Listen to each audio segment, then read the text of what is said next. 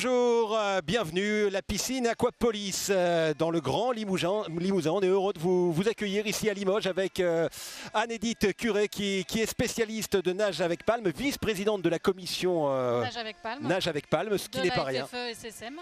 Et ah oui, alors ça c'est beaucoup plus technique. Et Anne-Édith, on est ravis aujourd'hui parce que nous allons vivre le début des 3 jours de championnat de France de natation subaquatique. Alors expliquez-nous, parce que pour le grand public on a bien une notion.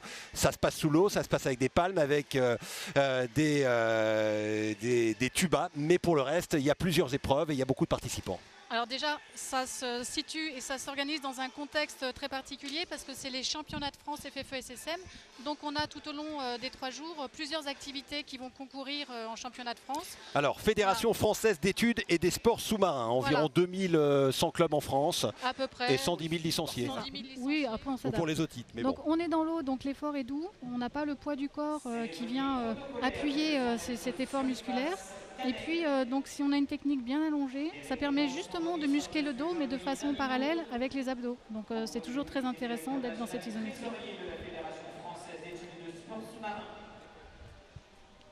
Voilà, donc nos podiums. Hein, cette fois, c'est les jeunes. Donc là, c'est notre trésorier, monsieur Jean-Louis Dindino, de la Fédération française, qui remet les médailles. Vice-champion de France cadet. Du 200 mètres surface en 1,40-20 pour l'Adelette du club sportif athlétique du Crédit Bicêtre. En tout cas, je crois que c'est la première année donc on est sur ce bassin de Limoges. Moi, je voudrais quand même souligner que c'est un bassin exceptionnel qui offre une infrastructure qui offre des possibilités incroyables. Nager dans un bassin de 50 avec 10 lignes d'eau, on n'a pas forcément accès toujours à ce type de bassin. Ce qui permet d'améliorer aussi les performances parce que fatalement, là, il y a énormément de vagues. Et donc, on a moins de retours. Tout à fait. Ça part sur les côtés. Ça casse, tout à fait.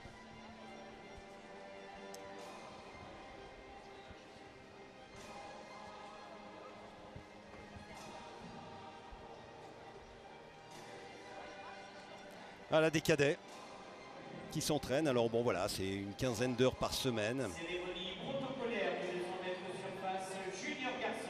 Voilà, donc on va avoir maintenant les juniors. Allez, donc là on a nos stars de l'apnée. Alors là, ça va aller vite. Ça va aller très vite. Le record de France était détenu par notre belle nageuse Camille Hetz, dont on parlait tout à l'heure, en 16-24. Un record de France.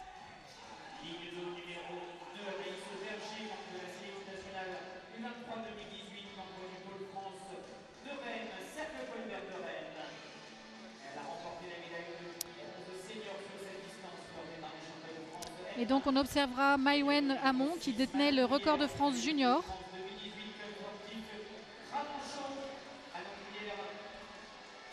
Alors Maë Perkovic, ligne d'eau numéro 1 de la Ciotat. Anaïs Verger, ligne d'eau numéro 2 du Cercle Paulbert. Là c'est Manon Douillère qui vient de rentrer, ligne d'eau numéro 6. 4e du 400 mètres immersion des derniers championnats du monde. Oui.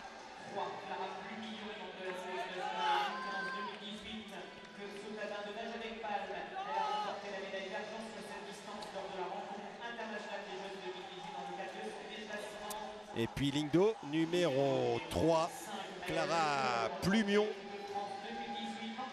La Ciotat.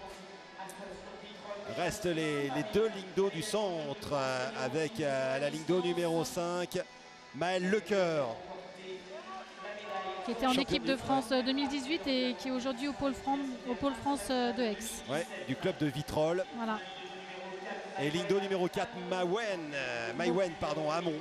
Maïwen qui 15 ans, est championne très d'Europe. forte, voilà, championne d'Europe et qui était première junior sur la Coupe du Monde à Aix. Donc on va voir si elle confirme.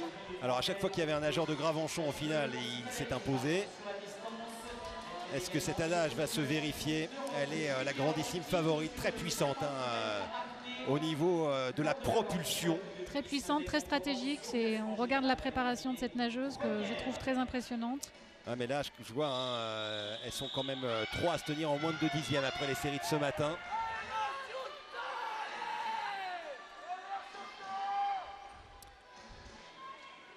Alors Gravenchon, ligne d'eau numéro 4, c'est Maïwen Hamon. Maëlle Lecoeur de Vitrolles, ligne d'eau numéro 5. Manon Douillère de Gravenchon, elle aussi, ligne d'eau numéro 6 et ligne d'eau numéro 3. Clara Plumion. Mais sur 50 mètres, il peut se passer des choses. Hein. Ça va très très vite.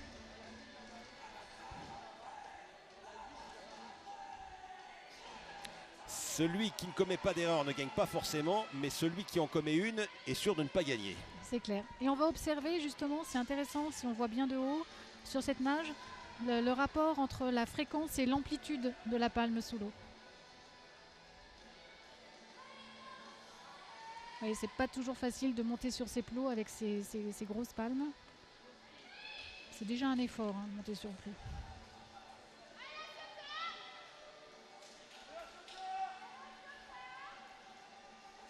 Allez, on va entendre la procédure de départ.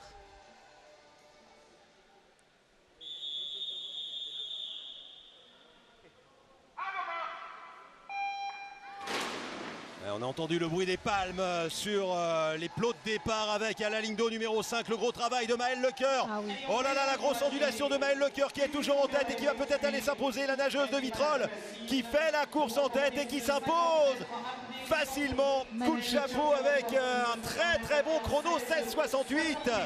Pas très loin du record de France. Maëlle Lecoeur qui vraiment s'est comportée en patronne. Ah, il n'y a pas eu photo. Hein. Donc elle bat son propre record. Hein, oh là là, puisqu'elle était en 17-12. C'est magnifique. Ah, franchement, l'ondulation, on a vu cette propulsion arrière. Et c'était impossible de la récupérer. Et elle est pas loin du record de France. Non, hein, non, à elle est à 4 dixièmes. Hein. Elle est à 4 dixièmes de ce record de France. Une nageuse très très prometteuse. Hein. 44 centièmes, très exactement. Maëlle Lecoeur qui était finaliste hein, sur 50 mètres des derniers mondiaux. Qui s'était déroulé du côté d'Istanbul, c'est cela je crois en Turquie, voilà c'est ça, Istanbul. De mémoire. Et Maëlle Lecoeur du club de Vitrolles. Et voilà. Finale B du 50 mètres apnée homme. Maëlle Lecoeur, finaliste du 50 monopalme au championnat du monde 2018 et qui est du pôle d'Aix. Ah, c'était vraiment impeccable. Maëlle qui viendra peut-être nous rejoindre.